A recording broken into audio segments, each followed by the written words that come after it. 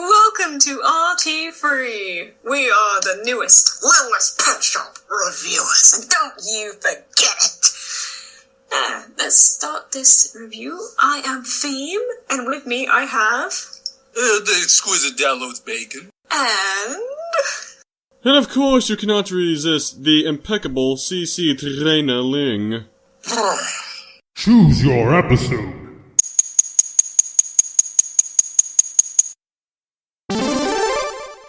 What mean worry? So let's get it started in here. Woo! But before we do, my dear, we've got to check it out. Check it out! This week's episode is What Meme Worry. So the plot here is Jasper's picture of Sunil becomes a viral sensation on the internet, sending Zoe into a fit of jealousy and a need to become famous herself. Elsewhere, the Biscuits discover Sunil's meme, and they too want to achieve fame through their own homemade music video. My first positive will have to be that nail clipping scene in the beginning, because Sunil's imagination of everyone being completely evil, and it was just worth it to see Twombly with that dark expression on her face. It's like, come on, Sunil, I'm gonna clip your nails! And then how he screamed and ran away from them all, and it was the dark and eerie colours that they used. I like that. It's good. And imagining the pets completely overreacting to the dreaded nail clippers. Even Vinny! Even though he doesn't have any nails because he's a gecko. Yeah. You know what really made this scene for me was the music. I really liked the music in this one because it made... Oh man, it sounded like something in a horror movie. It was really, you got that adrenaline kind of thing going on there. It was, really dramatic. I can't imitate it, but you get the idea. It was, really, I was expecting Jason to come out of nowhere. I don't know. Hey, what if Jason started clipping nails? That would be weird, but could be scary for pets. Dun, dun, dun. Mostly scary for Sunil, who happens to be our next positive. Him, the star of this episode. Essentially, at least virally speaking. I mean, it's so ridiculous, just one picture of him looking worried, and overnight, he's an international celebrity. I love it! But that just goes to show how quick things can blow up on the internet, because, one picture, that's all it takes, and if it's posted to the right site, and if enough people see it, and they share it to their friends, then, millions and millions of people will see that one picture. Yeah. Yeah. And then it's meme on top of meme on top of meme. You know what would make that meme just so perfect? If they're playing that in a clip, right? Like they're playing a clip of a movie and it's "Worry Mongoose knows how you feel." Like that John Cena meme. I think that would be great. There's no hustle, loyalty, and respect in that, my friend. Sunil Nevla! Oh man. What have you done, Bacon? What have you done? I have started something deliciously evil. Sunil Nevla. What are we gonna move on to next? Pepper. Pepper? Oh yes, that sweet little skunk we love, yes. Well, my positive with Pepper would be because, she helped put Zoe back on the right track again, after Zoe was getting completely jealous of Sunil. And I felt it was good that Pepper, to try and stop Zoe from possibly hurting Sunil's feelings if Zoe got too jealous, and would maybe say something she regretted, basically. I agree. In this episode, Pepper really was a good voice of reason, trying to get Zoe to stop that little burning inside of her. I really like it when Pepper is the voice of reason. I think we need to see more of Pepper being the voice of reason, because she's really, really good at it. Yeah, she really is.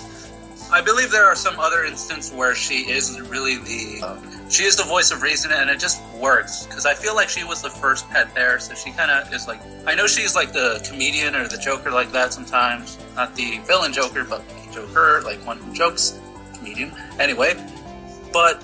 yeah, when she senses a problem and when she, sees this tension between these friends here, it's really cool to see her kind of shift a little bit and try to help out Zoe, and try to resolve this inner conflict that Zoe has. Yeah. We may now back up to another character that we mentioned for how many times throughout this review. Zoe. I thought Zoe was perhaps the funniest pet of this entire episode. I really do like all her little ideas on how she'll get famous, no matter how ridiculous they are, and I actually really do sympathize with her. Because think about it, she has been working towards being this fabulously famous dog for such a long time, and it usually goes unnoticed by large masses, but Sunil, the one pet who really doesn't want to get famous, suddenly gets famous, and Zoe has every right to be jealous about this instant fame that she wishes that she had, because she worked for it, and Sunil just kinda got it. Zoe's been seen to do this with people who, like, Madame Pom kind of took her fame. So maybe it's another underlying line that Zoe has where she'll get really jealous of someone who takes what she wants. And, well, so that's another instance where that happened. So she obviously reacted the same to Sunil, maybe a little less in his sort of face like she was with Madame Pom. Yeah. So it's very interesting because, again, it just makes these characters very three-dimensional, makes them realistic, that they have things that makes them jealous, they have things that they like. You know, it's very important for your show to have this. And, again, in this episode, having this actually drew in a lot of comedy and a lot of interesting moments. So I feel like, I know there are people who don't like Zoe for acting this way. Like, I've actually seen this before, but I don't know, it just feels genuine, you know? Yeah. It's understandable that she's like that. Because, like, most people would probably react like that, like, oh, someone has something that they want. Most of the time they get jealous of that person. Especially with Sunil, because he, like you said before, he didn't do anything to get that. It just happened. Whereas Zoe's has been trying her best in dog shows and things to be that famous. But no, Sunil didn't do anything, but, you know, he became famous and Zoe didn't. So it's understandable why she reacted how she did. But there is a bright side to this. If she really can't get famous from dog shows and photo ops, she always has the idea of dogs eating peanut butter. We all know how funny it is when the dog eats peanut butter. I have to say that The dog eats peanut butter. that is one of my favorite Zoe faces of all time in the series. Wow. And then her idea of driving on water, being the first dog to drive a car on water? Carboat. Something like that. A car boat, jumping off of a marble statue of her, and just parachuting off it. And then licking everybody in downtown city. And then she sees that dude and she's like, oh, No. It's like, no. And then she's just like... Yep, friendly competition. No, back to that peanut butter. Yeah. But you know, speaking of competition, the Biscuits. They were trying to compete with this meme by making their own famous internet sensation. I liked the Biscuits, especially the first scene with them and Francois. And, well, the first song that Francois plays, I'm not having a birthday party, or something, that was a reference to Rebecca Black's Friday. And, of course, the Biscuit Twins song itself is a reference to Hot Problems. Both two very viral internet videos, and both very extremely disliked. Yeah. So many thumbs down for very good reasons. Yeah. Though I'd say that the Biscuits was 500 times better than Hot Problems. Yes, I actually will agree that compared to the original, the parody song is actually more entertaining. It's really sad when the parody is actually better than the original. Yep. That's not too hard, though. But apparently I've heard that Hot Problems was actually supposed to be a trolling thing, but that's what they want you to think. Mm-hmm. But if I may for a little bit, since we're talking about the song, I really like this song, actually. It's probably my second or first on my LPS best songs list. I had that for my ringtone for a while. Just my favorite to listen to. I even learned the bass line for it. I had like all this crazy stuff about it. I really do like the song. Twice as cute or 2 times as cute, depending on who you ask. I always called it Twice as Cute. And this is a song I have on my phone also because, well, actually I have all of the Biscuit songs on my phone because To me, the Biscuits mainly have the best songs. But we just can't forget about Francois. Without him, the whole song falls apart. I mean, it was thanks to that song. I was like, if I ever become rich, I want my butler to rap. He needs to rap. Like, so every time he comes in to ask me something, he's like, someone has to like play a beat, and he's got to be like getting ready for it. And then he's like, "Sir, someone dropped the mail off for you. I'm not really good for this tube." You know, something better than what I just did. But he has to like his credentials. You have to know how to rap. Let's see. Kindness, courtesy, and must be willing to throw down fat beats. But he's not just a butler. He's a rapping butler. Yes. He's not just a butler, he's a Bubba Butler. A rapping butler. Yes. We can all admit that Francois kind of made that song and just sold it. Oh man, I'm like at a loss for words, because like I'm just remembering the song and him just throwing that rap down with the hat and the glasses. Don't forget the dollar sign bling necklace. Oh yeah. Oh, God. And he's like, he had like rings on as well, like proper gangster butler. Of course. It's all gangster like that. Lol. He's just a butler. Butler, rapping butler, gangster rapping butler. He is Francois, the best butler. And thus we come to our final positive of the episode. And Feem, you have the floor with this one. Twombly. Oh, yes. 1,000,000 times yes, I say. Mrs. Twombly was the highlight character of the whole episode. Always, forever, always Twombly. Because her doing just trying to understand kids and their lingos with her little dictionary, because she doesn't use Urban Dictionary yet. She doesn't know that exists on the interwebs. But she uses her own personal Urban Dictionary, the Kids to Twombly translations. Basically, when she was using all the slang, like, "What up, yo?" It was just amazing. It was just incredibly funny to me. She didn't really get the mashups at first, but then it's like, oh, I see, Worry Mongoose knows how you peel, Worry Mongoose knows how you deal, and Worrying Mongoose for president? Those mashups are, sick! She has no idea what she's saying. Nope. Damn mashups, though. Of course. And she didn't know the plural for mongoose. You know, is it mongoose or mongooses? I have no idea. I think it was more down to the fact that she was a little bit nervous to be on TV. And that face, though. I'm gonna put a picture of that face she makes when Zoe comes and licks Ginny Hughes. And she's just like, "Ah, that's so awkward right now. I'm just gonna keep smiling." Yeah. But I think what really capped off the episode so well was finding out that the only like to the Biscuit Twins music video was from Anna Twombly herself. Yes. Forever young, Twombly, forever young, woohoo! I remember watching the end of that and just laughing, because that just topped the episode up. The episode itself is amazing, and then that just at the end, I was just like, oh my gosh. That was super good. Yeah.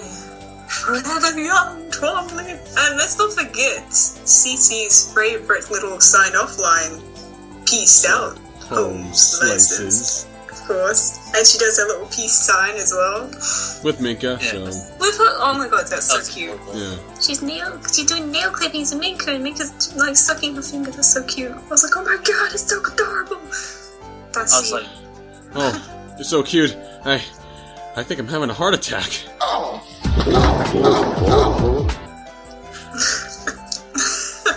So I guess that's it. yeah, I guess so. I guess I got the $1 million question. Is there any negatives in this episode? No, not for me at least. I haven't- don't know about you guys. I've Not for me. seen this episode 20 times. I cannot find a single negative. Guys, I have something to tell you. I don't have a negative. Oh, you tease!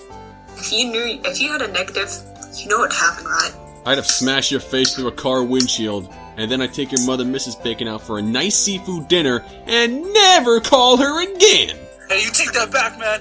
Mrs. Bacon is safe. Okay, perhaps we should leave the mothers out of this. It's not cool. Mums were mentioned.